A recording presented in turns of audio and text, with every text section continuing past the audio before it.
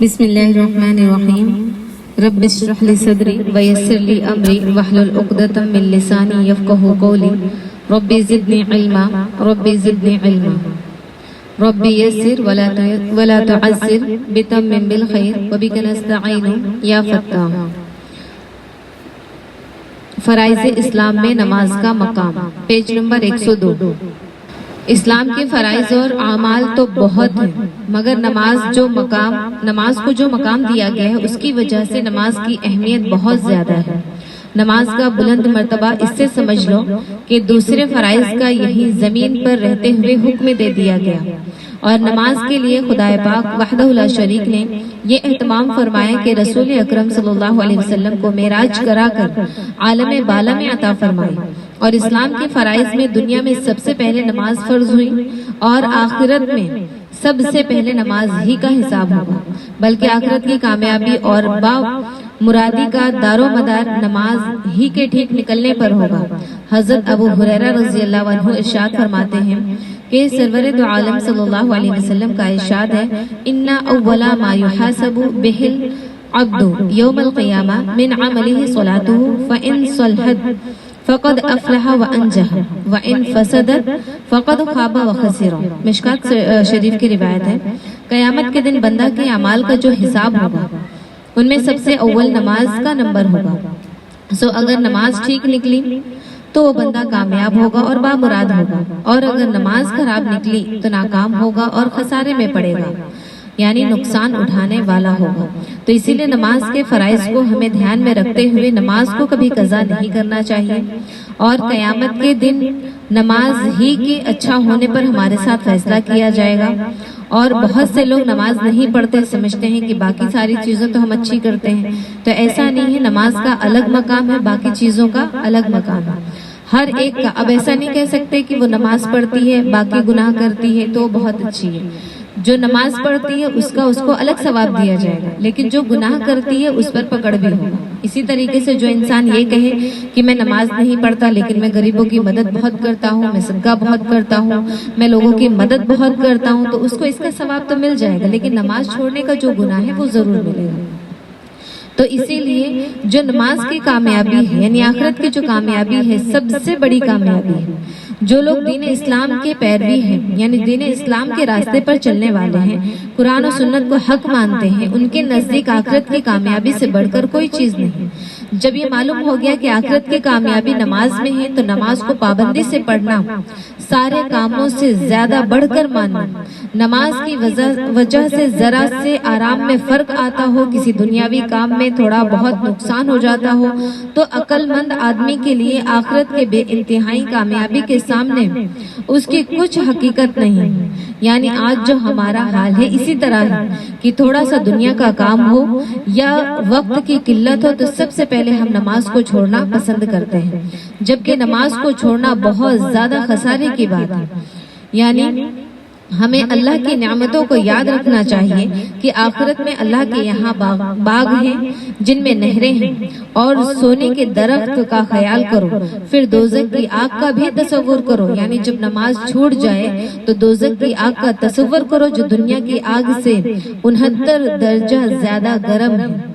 یہ غور کر کے حساب لگاؤ کہ ایسی آگ سے بچنے اور ایسی نعمتیں ملنے کے لیے اگر نماز کی پابندی کرنے میں کچھ نیند قربان ہو جائے تو کیا فرق پڑتا ہے۔ یعنی نیند اگر ہم قربان نہیں کریں گے تو پھر ہمیں اللہ کی ان نعمتوں میں ہمارا شمار کیسے ہوگا؟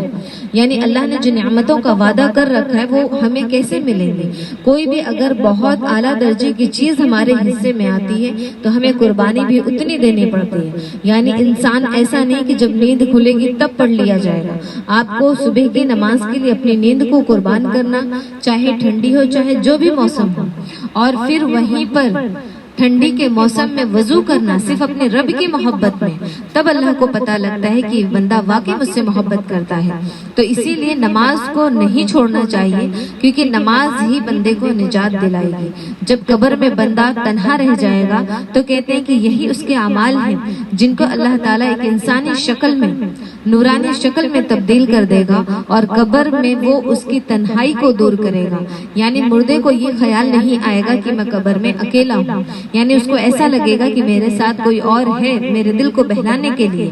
تو یہ ہماری نیکیاں ہیں. جس انسان کی نیکیاں جس قدر بلند ہوں گی، جس انسان کی نیکیوں میں جس قدر اخلاص ہوگا، جس انسان کی نیکیاں جس قدر مضبوط ہوں گی، اس کی جو قبر کا ساتھی ہوگا اسی قدر مضبوط ہوگا. اور جس کے نیکیاں صرف دکھاوے کے لیے ہوں، ریاکاری کے لیے ہوں، یا اس میں اللہ کی رضا نہ ہو، لوگوں کو بتلانے کے لیے ہوں، تو ایسے جو نیکیاں ہیں نا وہ دنیا میں بھی برباد ہوتی ہیں اور آخرت میں کوئی فائدہ نہیں دیتی.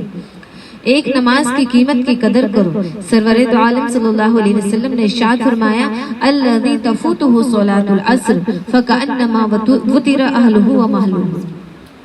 بخاری شریف کی روایت ہے الذی تفوتہ صلاۃ العصر فکأنما وطر اہلہ ومالہ، یعنی جس کی عصر کی نماز چھوٹ گئی گویا اس کے اہل اور اولاد اور سارا مال ختم ہو گیا. یعنی ایک عصر کی نماز چھوڑنے کا جو وبال بتایا گیا کہ اصل میں کیا چیز ہے، تو اس کی مثال یہ دی گئی کہ اگر کسی کی ایک عصر کی نماز چھوٹ جائے تو اس کے لیے ایسا ہے کہ اس کی پورے اہل والے اور سب سے عزیز جو انسان کی اولاد ہوتی ہے وہ، اور مال جس کی وجہ سے انسان دنیا میں اتنا مشغول ہو جاتا ہے کہ آخرت کو بھی بھول جاتا ہے. تو ایک عصر کی نماز اگر چھوٹ گئی تو گویا اس کے اولاد اور اس کا مال سب کچھ برباد ہو گیا. تو یہ ایک نماز کی قیمت ہے جو ہمیں سمجھنا چاہیے، اور ہم بیٹھے بیٹھے نماز کو چھوڑ دیتے ہیں. اور اسی طریقے سے جیسے ہم اکثر کسی سے بات کرنے میں مشغول ہو گئے، نماز کا کافی لمبا وقت ہے. جیسے ہم پڑھتے ہیں کہ نماز 3 وقت میں پڑھنا مکروہ ہے. ایک تو زوال کے وقت ہے، یعنی ٹھیک دوپہر کے وقت جب سورج ایک دم سر کے اوپر آ جائے. آپ کیلنڈر میں دیکھیں گے تو اس کا زوال کے وقت لکھا ہوا رہتا ہے، کبھی 10 منٹ کبھی 15 منٹ، کبھی موسم کے اعتبار سے رہتا ہے. تو یہاں پر وہ وقت میں نماز نہیں پڑھنا چاہیے. اسی طریقے سے جب سورج غروب ہو رہا ہو، یعنی مغرب شروع ہونے سے پہلے جو یہ سورج ڈوبنے کے وقت زرد پڑ جاتا ہے، اس وقت عصر کی نماز نہیں پڑھنا چاہیے، مکروہ ہے. ہاں اللہ ماشاءاللہ کہ اگر ہم کہیں باہر تھے، آنے میں تاخیر ہو گئی لیکن ابھی مغرب شروع نہیں ہوئی، مغرب شروع ہونے میں 10 منٹ ابھی باقی ہے، تو آپ اس وقت پھر اپنی نماز پڑھ سکتے ہیں تاکہ قضا نہ ہو. ورنہ بیٹھے بیٹھے اتنی تاخیر کرنا کیا ہے، مکروہ ہے. اسی طریقے سے صبح جب سورج طلوع ہو جائے اس وقت کم سے کم 20 سے 25 منٹ نماز پڑھنا کیا ہے، مکروہ ہے. آپ نفل بھی نہیں سب پڑھ سکتے، آپ قضا بھی نہیں پڑھ سکتے، کوئی بھی نماز نہیں پڑھ سکتے. تو 3 اوقات میں نماز پڑھنا مکروہ ہے. تو ان اوقات میں بھی جیسے عصر کی نماز میں اگر کوئی بیٹھے بیٹھے تاخیر کرے اور عصر کی نماز کو اتنا تاخیر کر دے کہ عصر کے وقت کا ایک دم آخر وقت ہو اور مغرب کا اول وقت ہو اور پھر وضو کر کے بیٹھے کہ دونوں نمازیں میں ساتھ میں پڑھ لوں گا، تو یہ سب جو ہے نمازوں کو گھر بیٹھے اتنی تاخیر کرنا جہاں پر نماز پڑھنا مکروہ ہے، بہت بڑا گناہ ہے. تو اسی لیے ان ساری چیزوں کا جو ہے خیال رکھنا چاہیے. پھر نمازی کا سارا جسم عبادت میں لگتا ہے. یعنی جب ایک بندہ نماز میں کھڑا ہوتا ہے تو اس کے ہاتھ بھی نماز پڑھتے ہیں، اس کے پیر بھی، یعنی ہر ایک رکن میں آپ دیکھیں گے، ہر ایک ارکان میں آپ دیکھیں گے، آپ اللہ اکبر کہہ رہے ہیں تو آپ کے یہ ہاتھ حرکت میں آ رہے ہیں. آپ جب رکوع کر رہے ہیں تو آپ کے پیر ہیں، آپ کے ہاتھ ہیں، آپ کا سر ہے، آپ کا جسم جھک رہا ہے. اور جب آپ کھڑے ہوتے ہیں آپ کا جسم پورا سیدھا ہوتا ہے. پھر آپ جب سجدے میں جاتے ہیں آپ کی ناک، آپ کی پیشانی سب زمین پہ لگتی ہے. تو انسان کے بدن کا ہر ایک حصہ نماز میں حرکت کرتا ہے. تو اسی لیے کہا گیا کہ نمازی کا سارا جسم عبادت میں لگ جاتا ہے. دیکھیں عبادت 2 طرح کی ہوتی ہے، ایک مالی عبادت اور ایک جسمانی عبادت. اور حج جو ہے تیسری طرح کی عبادت ہے جس میں مال اور جسم دونوں لگتا ہے. تو دیکھیں مالی عبادت تو وہ ہے کہ اللہ نے جس کو استطاعت دی ہے وہ زکوٰۃ ادا کرے، صدقہ کرے، اللہ کے راستے میں خرچ کرے، اپنے پیسوں سے دوسرے کے بچوں کو عالم بنائے، اپنے بچوں کو عالم بنائے، اللہ کے راستے میں اگر کسی کی ضرورت ہے مسجدوں میں لگائے، مدرسوں میں لگائے. تو یہ کیا ہے، مالی عبادت ہے. یعنی اللہ نے اگر آپ کو مال دیا ہے تو آپ اللہ کے راستے میں خرچ کریں. یہ اللہ کے راستے میں دیکھیں انسان جو دنیا میں کھاتا ہے، پیتا ہے، عیش کرتا ہے، وہ سارے چیزوں میں جو مال لگتا ہے نا وہ یہیں پر ختم ہو جاتا ہے. لیکن جو اللہ کے راستے میں آپ کا 1-1 روپے جو لگا ہے نا وہ آخرت تک آپ کو کام دیتا ہے. اور اللہ اس کے بدلے میں آپ کو قیامت کے دن جو نیکیاں عطا فرمائے گا تو بندہ یہی گمان کرے گا کہ کاش یہ زندگی پھر مل جاتی، پھر ہم دنیا میں چلے جاتے اور زیادہ صدقہ خیرات کر کے آتے اور زیادہ اللہ کے راستے میں ہم مال لگا کر آتے تاکہ اس کا بدلہ یہاں پہ اور زیادہ ہمیں نصیب ہوتا۔ اسی طریقے سے جسمانی عبادت کیا ہے؟ جیسے روزہ ہے، روزہ ہر کوئی رکھ سکتا ہے، چاہے مالدار ہو چاہے مالدار نہ ہو، یہ جسمانی عبادت ہے جس میں ہمارا جو ہے جسم لگ رہا ہے۔ روزہ رکھ رہے ہیں تو ہم اپنے نفس پہ قابو کر رہے ہیں، ہم اپنے جسم پر قابو کر رہے ہیں، ہم اپنے جسم کو کمزور کر رہے ہیں، یہ ہماری جسمانی عبادت ہے۔ ہم نماز پڑھ رہے ہیں، یہ بھی کیا ہے؟ جسمانی عبادت ہے۔ تو اور حج، لیکن دونوں طرح کی عبادتیں ہیں اس میں، کیونکہ حج میں جانے کے لیے آپ کو مال بھی چاہیے اور وہاں جا کر 5 دن جو حج کے ارکان ہیں، 5 دن جو حج کے ایام ہیں، ان میں آپ کی طاقت بھی چاہیے، آپ کی جسمانی عبادت بھی چاہیے، طواف کرنا اور پھر رمی کرنا اور مزدلفہ میں جانا، اسی طریقے سے عرفات میدان میں ٹھہرنا، اسی طریقے سے صفا مروہ کی سعی کرنا اور قربانی کرنا، یہ ساری چیزیں جسمانی اور مالی دونوں طرح کی عبادتیں ہیں۔ تو ہمیں یہ سمجھنا چاہیے کہ دیکھیں اللہ نے سب کو توفیق دی ہے۔ اگر کوئی بندہ غریب ہے تو کوئی بات نہیں، آپ جسم سے اپنی عبادت کریں، کوئی بندہ مالدار ہے آپ دونوں طریقے سے عبادت کریں، لیکن افسوس اس چیز میں ہے کہ مال آنے کے بعد عبادتیں دور ہو جاتی ہیں۔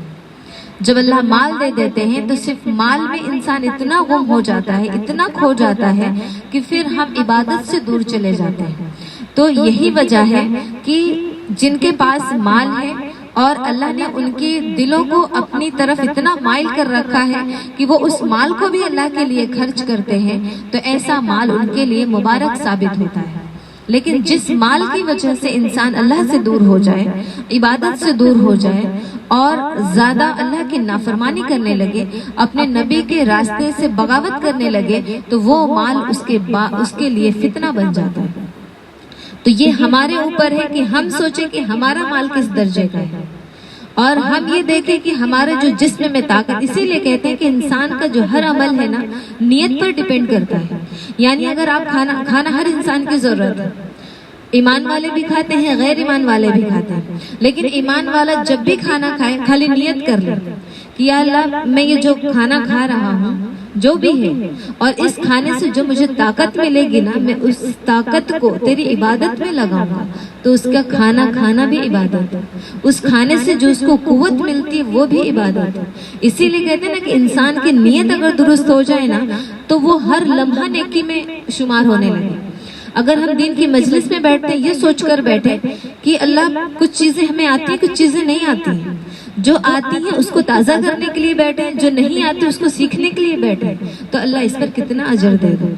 اسی طریقے سے اگر ہم اللہ کے راستے میں نکلے صرف یہ نیت کر لیں کہ یا اللہ اس میں تیری رضا مقصود ہے، میں کبھی یہ نہیں چاہوں گی کہ میں اللہ کے راستے میں نکلی ہوں تو میں 10 لوگوں کو دکھانے کے لیے نکلی ہوں، یا اللہ صرف تیری رضا مقصود ہے، اس میں اللہ ثواب کو بڑھا دیتا ہے۔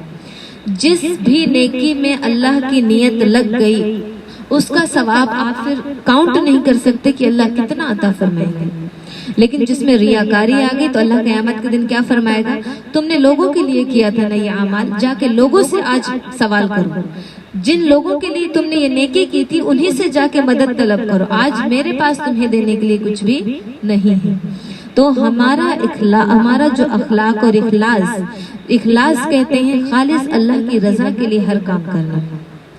اسی طریقے سے آپ پانی پیتے ہیں اپنی پیاس بجھانے کے لیے، اگر اس میں صرف پانی پینے کی دعا پڑھ لینا کہ الحمدللہ الذی سقانی عذبا فراتا برحمتہ ولم یجعلہ ملحا عجازا بذنوبنا، یہ اتنی بہترین دعا ہے کہ اللہ کا کتنا احسان ہے کہ اللہ نے ہمیں میٹھا پانی پلایا، ہمارے گناہوں کے بدولت اس کو کھارا نہیں کر دیا کہ ہم پینے کے بھی قابل نہ رہے، ورنہ انسان کی گناہوں کی نحوست اتنی ہے کہ اللہ چاہے تو اس کے لیے پانی کو کڑوا کر سکتے ہیں۔ تو انسان کھانے کے بغیر تو زیادہ دن رہ سکتا ہے لیکن پانی کے بغیر نہیں رہ سکتا۔ اللہ نے پانی میں وہ غذا رکھی ہے کہ جس میں ساری جو جسم کو ایک ضرورت ہوتی ہے وہ ساری چیزیں اس میں پائی جاتی ہیں۔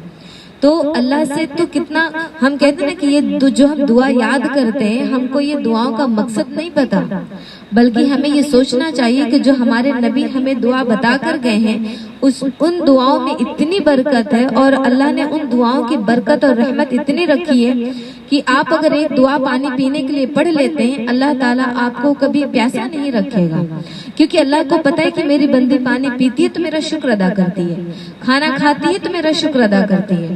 اسی لیے دیکھیں، ہم اپنے جسم کے اندر اگر دھیان دیں تو ہمیں پتہ بھی نہیں چلتا ہے، اور ہمیں کس طریقے سے ہم سانس لیتے ہیں اور کس طریقے سے سانس چھوڑتے ہیں، انسان کو اس کے بارے میں پتہ تک نہیں چلتا ہے، اور یہ کام اللہ کا کنٹینیو ہوتا رہتا ہے۔ یعنی ہم آکسیجن لیتے رہتے ہیں، اور جو ہوا ہمارے جسم کو نقصان کرتی، یعنی کاربن ڈائی آکسائیڈ، اس کو مسلسل باہر کرتے رہتے ہیں، اور یہ پروسیس 24 گھنٹہ چلتا ہے، اور انسان کا جہاں پر یہ حرکت رک گئی، انسان دنیا سے جدا ہو گیا۔ لیکن کوئی انسان اس کے بارے میں نہیں سوچتا، انسان سوچتا ہے کہ میں اللہ کا کس چیز کا شکر ادا کروں۔ اگر انسان صرف اپنے جسم کو لے کر بیٹھ جائے تو بال سے لے کر ناخن تک اللہ کا شکر ادا نہیں کر پائے گا۔ اللہ نے اتنی بڑی نعمتیں انسان کو دی ہیں، تو ہمیں شکر ادا کرنا ہے کہ اللہ نے جب اتنا بہترین رکھا ہے۔ مال کیا ہے؟ مال آج نہیں کل آ جائے گا آپ کے پاس، آپ محنت تو کریں، آپ اللہ پہ یقین تو رکھیں۔ اللہ نے آپ کے مقدر میں اگر رکھا ہے تو وہ آ کر رہے گا۔ اللہ نے جس کے مقدر میں جتنا رزق لکھ دیا ہے، وہ اپنا رزق کھائے بغیر اس دنیا سے رخصت نہیں ہو سکتا، وہ اپنے مقدر کا رزق لیے بغیر اس دنیا سے رخصت نہیں ہو سکتا۔ تو اسی لیے ہمیں اپنے جسم پر یہ کرنا چاہیے کہ اللہ میں کتنا شکر ادا کروں، آنکھوں کی روشنی کا شکر ادا کروں، کہ کانوں سے جو آواز سنائی دیتی ہے اس کا شکر ادا کروں، کہ اللہ نے زبان صحیح سلامت دی اس کا شکر ادا کروں، یا پھر میرے جسم میں ہر ایک میرے جسم کا حصہ صحیح سلامت ہے، میں اس کا شکر ادا کروں، میں کس چیز کا اللہ کا شکر ادا کروں۔ اسی لیے کہتے ہیں کہ بچپن سے بالغ ہونے سے لے تک اگر کوئی انسان اس دنیا سے رخصت ہونے تک اگر وہ صرف اللہ اللہ ہی کرتا رہا اور اس نے کوئی بھی گناہ نہیں کیا، اور کل قیامت کے دن اللہ سے کہے گا کہ یا اللہ میں نے کوئی بھی نافرمانی نہیں کی، میرے یہ ساری نیکیاں آپ کے سامنے موجود ہیں، اللہ تعالیٰ اپنی ایک نعمت کو اگر اس کے سامنے رکھ دے گا، اس کی ساری نیکیاں زیرو ہو جائیں گی، کہ میری ان نعمتوں کا تم نے ابھی بھی بدلہ ادا نہیں کیا۔ تو اسی لیے ہمارا جسم آج اچھا ہے، ہم بہت صحت اور تندرستی کے حالت میں ہیں، نماز کی قدر کریں، قرآن کی تلاوت کریں، نیکی کا کام کریں، کسی سے حسد، جلن، کینہ، بغض، یہ ساری چیزیں دنیا سے نکال دیں۔ یہ سوچیں کہ ہم اگر کسی سے نفرت کرتے ہیں تو کتنا کر سکتے ہیں، جب تک زندگی ہے تب تک کر سکتے ہیں، بعد میں تو سب کو اپنا اپنا حساب دینا ہے کہ تم نے حسد کیا تو وجہ کیا تھی۔ اسی لیے کہتے ہیں کہ دیکھیں، حسد کرنے والا خود ہی اپنی حسد میں جل کے خاک ہو جاتا ہے، کڑ کے مر جاتا ہے، اور سامنے والا ترقی کرنے والا ترقی کر جاتا ہے۔ تو آپ جس حال میں ہیں آپ اللہ کا شکر ادا کریں۔ آپ یہ نہ سوچیں کہ رشتہ دار کسی کے اپنے نہیں ہوتے، سب اپنی اپنی زندگی میں ہیں۔ آپ اپنے اوپر اپنے اعمال کا جائزہ لیں کہ اللہ نے ہماری صحت تندرستی برقرار رکھی ہے، ہمیں صحت تندرستی کے زمانے میں اللہ کی جتنی چاہے عبادت کر لیں، کیونکہ کتنے ایسے لوگ ہیں جو بیچارے زمین پر سجدہ کرنے کو ترستے ہیں، کبھی گھٹنے کی وجہ سے، کبھی کمر کی وجہ سے، کبھی کسی اور پریشانی کی وجہ سے، سر کے نہ جھکنے کی وجہ سے آج ان کا دل کرتا ہے کہ ہم بھی زمین پر اللہ کا سجدہ کریں، لیکن وہ کرسی میں بیٹھ کر نماز پڑھتے ہیں، یا تو وہ رکوع سجدہ اشارے سے کرتے ہیں۔ تو کیا یہ اللہ کی بہت بڑی دولت نہیں کہ ہم اللہ کی عبادت کو جیسا اللہ نے ہمیں کرنے کو کہا ہے ہم اس طرح کر پاتے ہیں؟ تو یہ اللہ کی بہت بڑی نعمت ہے، اس نعمت کا شکر ادا کریں کہ اللہ نے ہمارے ہاتھ، پیر، جسم، دیکھیں ہر انسان کی زندگی میں دکھ اور سکھ آتے رہتے ہیں۔ اس کا مطلب یہ نہیں کہ ہم ناشکری کر بیٹھے، آپ جتنا شکر ادا کریں گے اللہ تعالیٰ آپ کی نعمتوں کو بڑھاتے چلے جائیں گے، آپ ناشکری کریں گے آپ کی نعمتیں گھٹتی چلی جائیں گی۔ آپ ناشکری نہ کریں، اللہ کے شکر، ہمیشہ اللہ سے دعا کریں، اللہ شکر ادا کرنے والی بندی بنا، اے اللہ مجھے شکر ادا کرنے والی بندی بنا۔ تو شکر ادا کرنے والی بندی کب بنیں گے؟ جب اللہ تعالیٰ نعمتیں عطا فرمائیں گے۔ تو ہم انشاءاللہ اگر اللہ کا شکر ادا کرتے ہیں، ہر ایک چیز میں الحمدللہ کہیں، آپ کو کوئی چیز اچھی لگ رہی ماشاءاللہ کہیں، آپ کوئی چیز کرنے والے انشاءاللہ کہیں، یعنی ہر چیز میں، ہر کام میں اللہ کو شامل رکھیں۔ یہ اللہ نے ہمیں سکھایا ہے۔ اگر ہم اس چیز پر عمل کرتے ہیں تو انشاءاللہ اللہ دنیا میں بھی کامیاب کرے گا، آخرت میں بھی کامیاب کرے گا۔ یہی وجہ ہے کہ سب سے پہلے کیا سیکھنا ہے؟ اپنے دلوں صاف کرنا ہے۔ جو دل ہمارے ایمان سے بہت دور جا چکے ہیں، اپنے ایمان کو تازہ کرنا ہے۔ کیونکہ دیکھیں نمازیں سب پڑھتے ہیں، لیکن سب کی نمازیں سب کی زندگی میں اثر نہیں کرتی ہیں، کیونکہ وہ اس لیول کی نہیں ہوتی جس لیول کی اللہ چاہتے ہیں۔ تو یہ کب ہوگا؟ اسی لیے پچھلے بھی سنڈے میں بتایا گیا تھا کہ اللہ کے سامنے جب نماز پڑھتے ہیں تو یہ سوچ لو کہ میں اللہ کو دیکھ رہا ہوں، یعنی اللہ میرے سامنے ہے۔ اب سوچو جو پورے جہان کا مالک ہمارے سامنے، اس کے سامنے ہمیں کیسی نماز پڑھنی چاہیے۔ میں نے اگزامپل بھی دیا تھا کہ اگر اسکول کا پرنسپل آ جائے تو بچے سہم جاتے ہیں، کھڑے ہو جاتے ہیں، سر ٹیچر ایک دم کھڑے ہو جاتے ہیں۔ تو ہم اللہ کے سامنے، ہم یہ سوچیں کہ اللہ ہمارے سامنے، میں اللہ کو دیکھ رہی ہوں، پھر نماز پڑھیں کہ میری نماز کتنی اچھی ہونی چاہیے کہ اللہ خوش ہو جائے، اللہ اس نماز کے بعد مجھے انعام ضرور دے دے، ایسی نماز پڑھنی چاہیے۔ پھر بھی کیا فرمایا؟ اگر یہ نہیں ہو سکتا تو کم سے کم اتنا سوچ سکتے ہو نا کہ اللہ تو تمہیں دیکھ رہا ہے، تم نہیں دیکھ رہے ہو تو اللہ تو تمہیں دیکھ رہا ہے۔ اس سے تو کوئی انکار نہیں کر سکتا کہ اللہ ہر بندے کو دیکھ رہے ہیں۔ تو اسی لیے جو ہے نماز پڑھنے میں یہ سوچ لو کہ اللہ مجھے دیکھ رہا ہے، اور اللہ جب مجھے دیکھ رہا ہے تو مجھے نماز میں کس قدر دھیان لگانا چاہیے۔ تو اسی لیے اپنی نمازوں کو درست کریں، اپنے ایمان کو درست کریں۔ ہم سیکھنے کا مطلب یہ ہے کہ سیکھنے کے بعد جس کی زندگی میں عمل اتنا اچھا ہو گیا تو ہمارا سیکھنا کیا ہو گیا؟ کامیاب ہو گیا۔ صرف ہم نے علم حاصل کر لیا لیکن عمل نہیں ہے تو وہ علم کیسا ہو گیا؟ بے فائدہ ہو گیا۔ اسی طرح کہتے ہیں ایک تھیلی ہے، اس کے اندر خوشبو ہے، لیکن خوشبو کا منہ بند کر دیا جائے تو وہ کسی کو متاثر نہیں کرے گی، کسی تک خوشبو نہیں پھیلے گی۔ اسی طرح اگر ہم نے علم کو سیکھ لیا اور اس کو نہ عمل پہ لا رہے ہیں نہ دوسروں کو سکھا رہے ہیں تو علم کا بھی کوئی فائدہ نہیں ہوگا۔ تو سب سے پہلے تو سیکھنا اس لیے کہ اللہ ہماری اصلاح ہو جائے، اور ہماری اصلاح کے ساتھ ساتھ ہم دوسروں کی بھی کرنے والے بن جائیں۔ تو اسی لیے جس کو شوق ہوتا ہے اللہ تعالیٰ اسی کو سیکھنے کا جذبہ ڈالتے ہیں، جسے شوق نہیں ہوتا وہ سیکھ بھی نہیں سکتا۔ یہ ہم جو اس مجلس میں بیٹھتے ہیں تو اللہ کا یہ بھی بہت بڑا احسان ہے، ورنہ اللہ چاہے تو ایسے لوگ بھی یہاں پر آ کے بیٹھ سکتے ہیں کہ جگہ کی قلت ہو جائے، لیکن اللہ چنتے ہیں۔ اسی لیے کہتے ہیں نا کہ چنی ہوئی چیز نہ بہت کم ہوتی ہے، کامن چیز آپ کو بہت ساری ملے گی، لیکن جو اسپیشل چیز ہوتی ہے وہ ہمیشہ کم ہوتی ہے۔ تو اسی لیے اللہ نے جس کے دل میں سیکھنے کا جذبہ ڈالا ہے، جس کے دل میں اپنی محبت ڈالی ہے، جس کے دل میں نبی کی محبت ڈالی ہے، وہ بہت چنے ہوئے لوگ ہیں، اور وہ جو چنے ہوئے لوگ ہیں ان کو اللہ کا شکر ادا کرنا چاہیے کہ اللہ تیرا احسان ہے کہ تو نے ایسی مجلسوں سے جوڑا ہے، اے اللہ تیرا احسان ہے کہ ہمیں وارث انبیاء بنانے کی توفیق دی ہے، کہ اللہ تیرا احسان ہے کہ رات دن لوگ گناہوں میں ملوث رہتے ہیں، لیکن ہم رات دن ہمیں گناہ کا بھی تو نے جو موقع نہیں چھوڑا نا، یہ سب سے بڑی نعمت ہے۔ جیسے ہمارے بچے دن بھر یہاں رہتے ہیں، شام کو گئے اپنے مطالعے میں لگ گئے، عربی یاد کرنے میں لگ گئے، عربی کی گردانیں یاد کرنے میں لگ گئے، صبح اٹھے ان کو اپنے یہ عالمیت کی پڑھائی کی فکر، قرآن کے ترجمہ میں لگ گئے۔ تو یہ سب آپ یقین نہیں کر سکتے کہ آپ کے اوپر اللہ کی کتنی مہربانیاں ہوتی ہیں، کہ دیکھو یہ میرے وہ بندے ہیں جو دن رات اسی میں لگے رہتے ہیں۔ ایسے ہی نہیں اللہ نے اتنا بڑا لقب دیا ہے۔ تو آپ کی جو آپ سے 5 وقت کی فرض نمازوں کا اہتمام کریں، اور آپ ہمیشہ اپنے بکوں کو لے کر بیٹھے رہتے ہیں، تو ایک انسان ہے جو رات بھر تہجد پڑھ رہا ہے، رات بھر نفل پڑھ رہا ہے، دن بھر نفل پڑھ رہا ہے فرائض کے علاوہ بھی، تب بھی آپ سے بڑا مقام نہیں ہو سکتا۔ جو آپ کتابوں کو لے کر بیٹھتے ہیں نا، اس سے بڑا مقام نہیں ہو سکتا۔ اسی لیے کہا گیا کہ طالب علم جب گھر سے نکلتے ہیں تو سمندر کی مچھلیاں بھی ان کے لیے دعائیں کرتی ہیں، وہ بھی دعائیں مغفرت کرتی ہیں۔ پھر جس راستے سے آپ آتے ہیں وہاں کے پتھر، درخت، جتنے بھی آپ کے راستے میں پڑتے ہیں سب آپ کے حق میں دعا کرتے ہیں۔ فرشتے آپ کے لیے پر بچھاتے ہیں، بھلے بظاہر ہمیں دکھائی نہیں دیتا۔ کوئی بڑا جب آتا ہے تو ہم ریڈ کارپیٹ بچھاتے ہیں، اسی طرح کوئی طالب علم حاصل کرنے کے لیے گھر سے نکلتا ہے تو فرشتے اپنے پر بچھا دیتے ہیں، اس پر پہ چل کر طالب علم آتا ہے۔ تو اسی لیے ہمیں اس کا بہت بڑا احسان ماننا چاہیے۔ پھر بھی اگر علم اللہ نے یہاں تک لا دیا، پھر بھی لانے کے بعد بھی اگر کسی نے قدر نہیں کی تو اللہ یہاں سے بھی چن لیتے ہیں۔ تو یہاں پہ آنے کے بعد بھی ہم اللہ کا شکر ادا کریں کہ اللہ نے جو بھی علم ہمیں سیکھنے کی توفیق دی ہے، چاہے وہ داعیہ کورس کا ہو، چاہے وہ عالمیت کا ہو، چاہے وہ کسی بھی ایک ادنا سی چیز ہو، دیکھیں مسائل تو اس قدر لوگ کیا سمجھتے ہیں مسائل سیکھ کے کیا کریں گے، مسائل صرف اتنا آنا چاہیے حیض کے مسائل ہے بس ہو گیا، ایسا نہیں۔ ہماری عائشہ رضی اللہ عنہا ہمارے لیے بہت بہترین اور بہت بڑی مثال ہے۔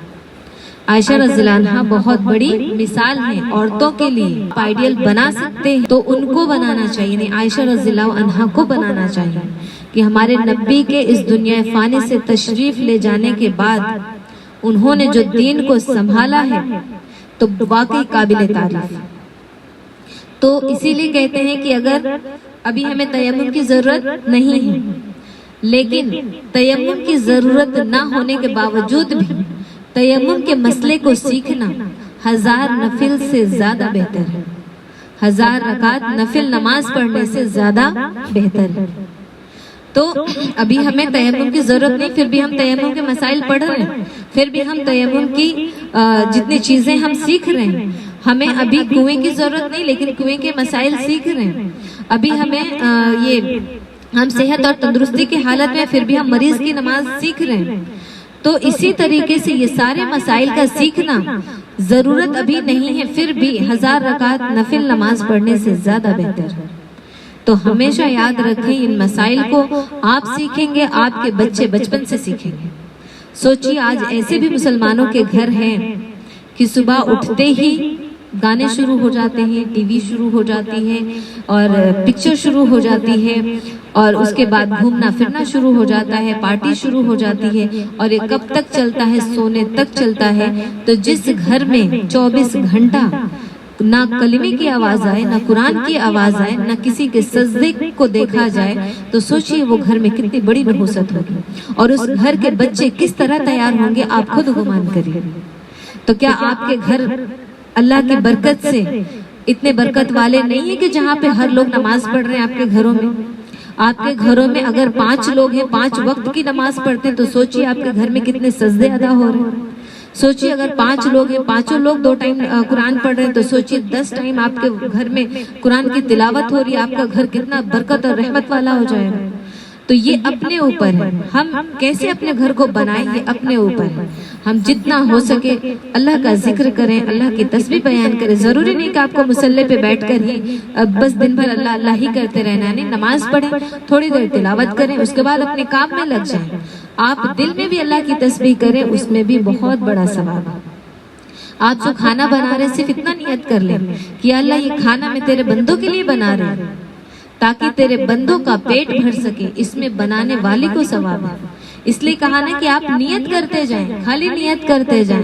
جو گھر کے کام کرتی ہیں خواتین وہ سمجھتی ہیں کہ میں صرف 5 وقت کی نماز پڑھتی ہوں، اور جو گھر میں جو خالی لوگ ہیں وہ تہجد بھی پڑھ رہے ہیں، نفل بھی پڑھ رہے ہیں، بہت ساری عبادت کر رہے ہیں، تو ان کو کہیں نہ کہیں دل میں ایسا لگتا ہے کہ میں تو صرف یہ کاموں میں مشغول رہتی ہوں، مجھے تو صرف نماز ہی کا وقت مل جائے یہ بڑی بات ہے، یعنی 5 وقت کی نماز پڑھنا یہ بڑی بات ہے۔ لیکن ان کے لیے خوشخبری ہے کہ آپ گھر کے لوگوں کی ذمہ داری میں لگے ہوئے، آپ گھر کے لوگوں کو کھلانے پلانے میں لگے ہوئے، آپ گھر کی صفائی میں لگے ہوئے۔ سوچو ایک گھر کی صفائی نہ کی جائے تو وہاں تو عبادت کرنے کا بھی دل نہیں کرے گا۔ تو آپ اگر صرف اتنی نیت کر لیں کہ یا اللہ میں کچن میں لگی ہوں صرف تیرے بندوں کا پیٹ بھرنے کے لیے، اور اگر ایک باپ یہ نیت کر کے گھر سے نکلے کہ یا اللہ میں گھر چھوڑ رہا ہوں، جو تو نے مجھے آل اولاد دی ہے، جو بیوی ہے، جو بچے ہیں، میرے ماں باپ ہیں، ان کے پیٹ کے رزق کے لیے میں اپنے گھر سے نکل رہا ہوں، تو اس باپ کی کمائی میں بھی برکت ہوگی اور اس کے کمانے میں اللہ اجر بھی عطا فرمائے گا۔ تو ہم صرف نیت پہ ہیں کہ ہم نیت کس طرح کر رہے ہیں۔ ایک عورت گھر پہ جھاڑو دے رہی صرف اس وجہ سے دے کہ یا اللہ الطہور شطر الایمان، باقی آدھا ایمان ہے، میں یہ سوچ کر اپنے گھر کو صاف کر رہی ہوں، اس میں بھی ثواب ہے۔ اس لیے نیت آپ کر لیں، نیت آپ کر لیں گے، آپ جتنا بھی کام کرتے ہیں سب آپ کا ثواب میں لکھا جائے گا۔ اس میں ڈبل فائدہ، ایک تو ہمارا کام بھی ہو رہا ہے اور ہمیں نیکیاں بھی مل رہی ہیں۔ تو کوئی عورت یہ نہ سمجھے کہ مجھے بہت زیادہ نفل پڑھنے کا موقع نہیں ملتا ہے، آپ اپنے حساب سے اگر جب موقع ملے تو پڑھ لیں، لیکن 5 وقت کی نماز کی پابندی کریں اور قرآن کی تلاوت کریں اور حدیثوں کا اہتمام کریں اور ایسی مجلسوں میں شریک ہونے کا فکر کریں۔ آج صبح سے ہی، جیسے آج سنڈے کا دن ہے، صبح سے لوگ لگ جاتے ہیں کہ نہیں مجھے جانا ہے، 3 بجے جانا ہے، داعیہ کورس سے مجھے جانا ہے۔ یہ جو آپ کی فکر ہے نا، ایک ایک فکر پہ اللہ ثواب دیتے ہیں۔ تو ہم نہیں سمجھتے کہ ہمارے نیکیوں کا رجسٹر کس طرح لکھا جا رہا ہے. تو کہتے ہیں نا کہ نیکی کے بارے میں اللہ بندے کا صرف خیال آتا ہے, اللہ لکھوا دیتے ہیں کہ خیال کیا ہے تو لکھ دو, اور کر دے گا تو اس کا کئی گنا زیادہ کر کے لکھوا دیتے ہیں. لیکن جب گناہ کا خیال آتا ہے تو اللہ کیا فرماتے ہیں کہ جب تک نہیں لکھنا جب تک یہ بندہ کر نہ ڈالے. تو یہ اللہ بہت بڑا احسان ہے ہم پر اللہ کا, اور یہ احسان کو ہمیں 24 گھنٹہ یاد رکھنا چاہیے. تو انشاءاللہ کوشش یہ کریں کہ ہم مسائل بہت اچھے سیکھ جائیں, کیونکہ آج کیا ہے نا کہ کم سے کم اتنے مسائل عورتوں کو آنے چاہیے. حیض کے سارے مسائل آنے چاہیے, نفاس کے سارے مسائل آنے چاہیے. نفاس کسے کہتے ہیں, نفاس کا عقل مدت کیا ہے, اکثر مدت کیا ہے, اسی طریقے سے تیمم کا طریقہ ہے, اسی طریقے سے کس پانی سے ہم پاکی حاصل کر سکتے ہیں, کس سے نہیں حاصل کر سکتے ہیں. اسی طریقے سے کہیں ٹھنڈی کا موسم ہے, اگر ہمیں چمڑے کے موزے پہننے پڑ گئے تو اس کا کیا مسئلہ ہے. اور بھی بہت سارے حج اور عمرے کا طریقہ کیا ہے, وہاں پر کس چیز میں دم آتا ہے, کس چیز میں نہیں آتا ہے, کس چیز سے حج ٹوٹنے کا حکم لگ جاتا ہے, اور اسی طریقے سے عمرہ کرنے کا کیا طریقہ. یہ ساری چیزوں کو سیکھیں, کیونکہ ایک عورت جب ساری دنیا کی ڈگری لے سکتی ہے تو ظاہر سی بات ہے اسلام میں ہمیں اور زیادہ آگے بڑھ چڑھ کے حصہ لینا چاہیے. کہ ہم جب دنیاوی ڈگری ساری لے سکتے ہیں, ساری کر سکتے ہیں, تو ہمیں دین تو ہمارا حصہ ہے, اس دین پہ تو ہم پیدا کیے گئے, تو ہمیں اس چیز کا خیال رکھنا چاہیے. تو انشاءاللہ ہم نیت کریں, ہم ارادہ کریں, ہم اللہ سے دعا کریں. محنت, ارادہ, اللہ سے دعا, یہ سب مکس ہوگا تو کامیابی ہوگی. ہم صرف اپنی محنت پہ یقین رکھیں, اللہ کا یقین چھوڑ دیں, تب بھی آپ کامیاب نہیں ہوں گے. صرف اللہ پہ یقین کر کے مصلی پہ بیٹھ جائیں کہ اللہ مجھے یہیں پہ بیٹھے بیٹھے اور کھانا بن کے تیار ہو کے بس میرے پاس آ جائے, تو ایسا بھی نہیں ہوگا. محنت شرط ہے, دونوں چیز ضروری ہے, محنت اور اللہ پہ یقین. یہ دونوں چیز جب آپ کریں گے تو اللہ واقعی میں آپ کو کامیاب کریں گے, اور انشاءاللہ اللہ کہنے سننے سے زیادہ عمل کی توفیق دے. ابھی ہمارا جو سلسلہ شروع ہوا ہے, بہت سارے مسائل ہم پڑھ چکے, تیمم کے, وضو کے, غسل کے, فرائض, مستحبات, سنت, اور یہ ساری چیزیں ہم پڑھ چکے ہیں. اب انشاءاللہ نماز کے بارے میں, نماز کے بعد اسی طریقے سے آگے مسائل آتے جائیں گے, اور اگلے ہفتے جو ہے سیرت کا بھی یہ درس ہوگا. تو سیرت آپ لوگوں کو جو ہے مختصر کی جائے گی تاکہ ہر ایک یاد رکھے, کیونکہ کتاب میں کیا ہے نا بہت ساری تاریخ کے ساتھ آتا ہے جو سب نہیں یاد رکھ پاتے, لیکن ہم اتنا پہلے سے مطالعہ کر کے اتنا مختصر بیان کرنے کی کوشش کریں گے کہ ہمارے نبی کی پیدائش کے پہلے سے لے کر کے اور ہمارے نبی صلی اللہ علیہ وسلم کی اس دنیا فانی سے رخصت ہونے تک جو ہمارے نبی کی زندگی میں ایک ایک مومنٹ تھا, ایک ایک جو لمحہ تھا, وہ ساری چیزوں کو انشاءاللہ ہم سامنے رکھنے کی کوشش کریں گے. بس جو یہ سلسلہ شروع کیا ہے اللہ ہمیں استقامت عطا فرمائے, اللہ ہمارے اخلاص میں اور زیادہ ترقی دے تاکہ اور سیکھنے کا جذبہ قائم اور دائم رکھے.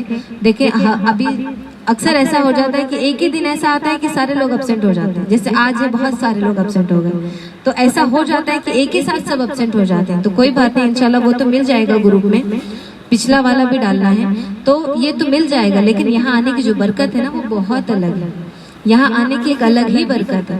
مدرسے میں آنا, مدرسے میں بیٹھنا اور اللہ کی مجلس میں بیٹھنا, اس کا ہم شمار نہیں کر سکتے کہ اس کا کس قدر برکت ہے, اور فرشتے کس قدر ڈھانپ لیتے ہیں. اور اللہ کی جو رحمت ہے خاص قسم کی, ایک سکینہ رحمت کا نام ہے, وہ ایسی نازل ہوتی ہے کہ بندہ اگر دیکھ لیتا تو شاید یہاں سے اٹھنے کا کبھی ارادہ بھی نہ کرتا. تو اسی لیے ہم یہ چھوٹی چھوٹی چیزوں کو اپنے دلوں میں یاد رکھیں اور اپنے دلوں کو بار بار بتاتے رہیں کہ ہم کس مقصد کے لیے اس دنیا میں آئے ہیں, تو انشاءاللہ ہمارے مقصد میں بھی کامیابی ہوگی. جزاکم اللہ خیرا, وآخر دعوانا ان الحمدللہ رب العالمین. درود شریف پڑھ لیجیے.